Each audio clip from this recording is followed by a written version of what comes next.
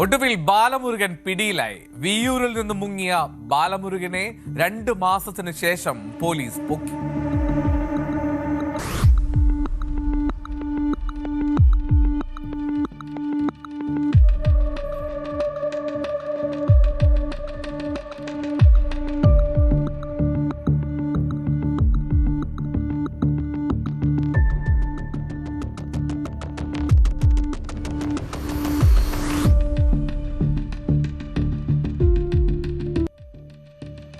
കൊടും കുറ്റവാളിയും ഗുണ്ടാ നേതാവുമാണ് ബാലമുരുകൻ.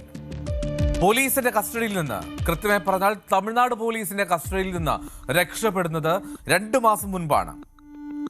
തമിഴ്നാട്ടിലെ തിരുച്ചിറപ്പള്ളിയിൽ നിന്നാണ് പോലീസ് ബാലമുരുകനെ ഇപ്പോൾ പിടികൂടുന്നത്. വാഹന പരിശോധന നടത്തുകയായിരുന്നു പോലീസൊക്കെ. ഈ ബാലമുരുകന്റെ സ്ഥിരം പരിപാടി രക്ഷപ്പെടുമ്പോഴെല്ലാം ഒരു ബൈക്ക് മോഷ്ടിക്കും, ആ ബൈക്ക് മോഷ്ടിച്ച് ആ ബൈക്കിലാണ് കടന്നു കളയുക. അങ്ങനെ ഇന്നും ബാലമുരുകൻ ഒരു ബൈക്കിൽ ഇങ്ങനെ വന്നുകൊണ്ടിരിക്കുന്ന സമയത്താണ് പോലീസിന്റെ റൊട്ടീൻ ചെക്കിംഗ് നടക്കുന്നത്. ആ ചെക്കിങ്ങിനിടയിൽ പോലീസുകാർക്ക് സംശയം ഇത് ബാലമുരുകനല്ലേ എന്ന്. അങ്ങനെ പോലീസ് ബാലമുരുകനെ കസ്റ്റഡിയിലെടുത്തു, സ്ഥിരീകരിച്ചു ഇത് പോലീസിന്റെ കയ്യിൽ നിന്നും മുങ്ങിക്കളഞ്ഞ ആ ബാലമുരുകൻ തന്നെയാണ്. നവംബർ 3-ാം തീയതി വിയ്യൂർ ജയിലിലേക്ക് കൊണ്ടുവരുന്നതിനിടെയാണ് തമിഴ്നാട് പോലീസിന്റെ കസ്റ്റഡിയിൽ നിന്നും ഈ ബാലമുരുകൻ എന്ന ഗുണ്ടാ തലവനെന്നോ മോഷ്ടാവെന്നോ കൊടും ക്രിമിനൽ എന്നൊക്കെ വിശേഷിപ്പിക്കാവുന്ന ഇയാൾ രക്ഷപ്പെടുന്നത്. വിയ്യൂർ ജയിലിന് സമീപത്ത് വെച്ചായിരുന്നു തമിഴ്നാട് പോലീസിന് ആ അബദ്ധം സംഭവിക്കുന്നത്. തമിഴ്നാട്ടിൽ ഒരു കേസിന്റെ ആവശ്യത്തിനായി തെളിവെടുപ്പിന് കൊണ്ടുപോയതാണ്. അതിനുശേഷം വിയ്യൂരിലേക്ക് തിരികെ കൊണ്ടുവരികയായിരുന്നു തമിഴ്നാട് പോലീസ്. തനിക്ക് ഒന്ന് ശുചിമുറിയിൽ പോകണം എന്ന് പറഞ്ഞു ഇയാൾ. അത് വിശ്വസിച്ച് പോലീസ് അയാളെ പുറത്തേക്ക് ഇറക്കി. 3 പോലീസുകാർ ഒപ്പം ഉണ്ടായിരുന്നതാണ്. പക്ഷേ അവരെയൊക്കെ തള്ളിമാറ്റി ഓടി രക്ഷപ്പെട്ട് കളഞ്ഞു ബാലമുരുകൻ. ഈ ജയിലിന്റെ മതിലിനോട് ചേർന്ന് പച്ചക്കറിയൊക്കെ കൃഷി ചെയ്യുന്ന ഒരു സ്ഥലത്തുണ്ട്. അങ്ങോട്ടേക്കാണ് ബാലമുരുകൻ ആദ്യം ഓടിയത്. അതിനുശേഷം തൃശൂർ ലക്ഷ്യമായി ഇയാൾ കടന്നു. അവിടെയും ഒരു മോഷ്ടിച്ച ബൈക്കിലായിരുന്നു രക്ഷപ്പെടൽ എന്നാണ് പോലീസ് ലഭിച്ച വിവരം. പക്ഷെ പോലീസ് ഒരുപാട് അന്വേഷിച്ചു, എന്നിട്ടും ഇയാളെ കണ്ടെത്താൻ കഴിഞ്ഞില്ല. ഈ സംഭവത്തിൽ തമിഴ്നാട് പോലീസിന് വലിയ പഴി കേൾക്കേണ്ടി വന്നതാണ്. തമിഴ്നാട് പോലീസിന് ഗുരുതരമായിട്ടുള്ള വീഴ്ച സംഭവിച്ചു എന്നുള്ളതായിരുന്നു ഒരു പൊതുവിലയിരുത്തൽ. തെളിവെടുപ്പിന് കൊണ്ടുപോയ പ്രതിയെ സ്വകാര്യ കാറിൽ തിരികെ എത്തിച്ചതും കൈവിലങ്ങ് അത് അണിയിക്കാതെ പുറത്തുവിട്ടതുമൊക്കെ വലിയ വീഴ്ചയെ കണക്കാക്കി. ഹോട്ടലിനുള്ളിൽ പോലും ഭക്ഷണം കഴിക്കാൻ നേരം ഇയാൾ വളരെ ഫ്രീയായി സ്വതന്ത്രനായി നടക്കുന്ന CCTV ദൃശ്യമൊക്കെ പുറത്തു വന്നപ്പോൾ ഒപ്പം തമിഴ്നാട്ടിന്റെ പോലീസുകാരുണ്ടായിരുന്നു. ഈ പോലീസുകാർക്കെതിരെ പിന്നീട് നടപടിയെടുക്കുകയും ചെയ്തു. ഇത്രയും സ്വതന്ത്രമായി ആ കൊടും ക്രിമിനലിനെ ഇങ്ങനെ അഴിച്ചുവിട്ടതിന്. കഴിഞ്ഞ വർഷവും വിയ്യൂർ ജയിലിന് മുന്നിൽ നിന്ന് ബാലമുരുകൻ ഒരിക്കൽ രക്ഷപ്പെട്ടതാണ്.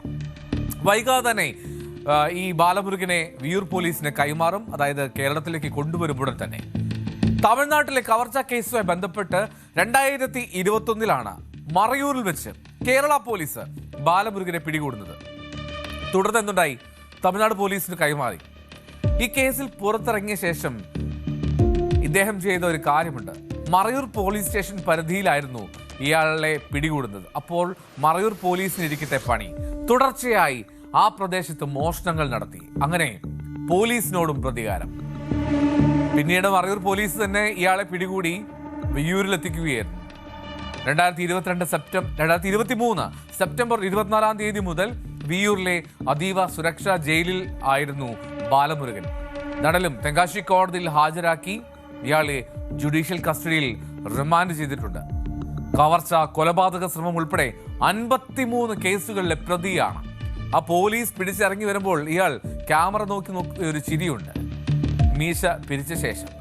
അത്രമാത്രം കൂസലില്ലാതെയാണ് അയാൾക്ക് പോലീസുകാരുമായും ജയിലിനുള്ളിലുമുള്ള ഇടപെടലൊക്കെ. 33 വയസ്സിനിടെ 5-ലേറെ കൊലക്കേസുകളിൽ ബാലമുരുകൻ പ്രതിയാണ് എന്നുള്ളതാണ് ഞെട്ടിക്കുന്ന മറ്റൊരു സംഭവം. എന്നാലും തമിഴ്നാട് തെങ്കാശി കടയം സ്വദേശിയാണ് ഈ പറയുന്ന ബാലമുരുകൻ. വേഷം മാറുന്നതിലും വിദഗ്ധനാണ്. ഒരു സ്ഥലത്ത് ലുങ്കി ഉടുത്തെത്തും, അടുത്ത സ്ഥലത്ത് ജീൻസും കൂളിംഗ് ഗ്ലാസും ടീഷർട്ടും ഒക്കെ ധരിച്ചെത്തും. ചിലപ്പോൾ മീശ ക്ലീൻ ഷേവ് ചെയ്യും, ചിലപ്പോൾ മുടി മൊത്തത്തിൽ അങ്ങ് വടിച്ചു കളയും. അങ്ങനെ വർഷങ്ങളോളം തമിഴ്നാട്ടിൽ വലിയ ഗുണ്ടാ സംഘത്തലവനായി പ്രവർത്തിച്ച ബാലമുരുകനാണ് ഇപ്പോൾ വിയ്യൂരിലേക്ക് വീണ്ടും എത്താൻ പോകുന്നത്. തനിക്കെതിരെ സാക്ഷി പറഞ്ഞ സ്ത്രീയെ ക്രൂരമായി കൊന്ന കേസിലും ഇയാൾ പ്രതിയാണ്. ബാലമുരുകൻ കേരള പോലീസിനെയും തമിഴ്നാട് പോലീസിനെയും ഒരുപാട് വട്ടം കറക്കിയതാണ്. വീണ്ടും സ്വാഗതം വിയ്യൂർ ജയിലിലേക്ക്.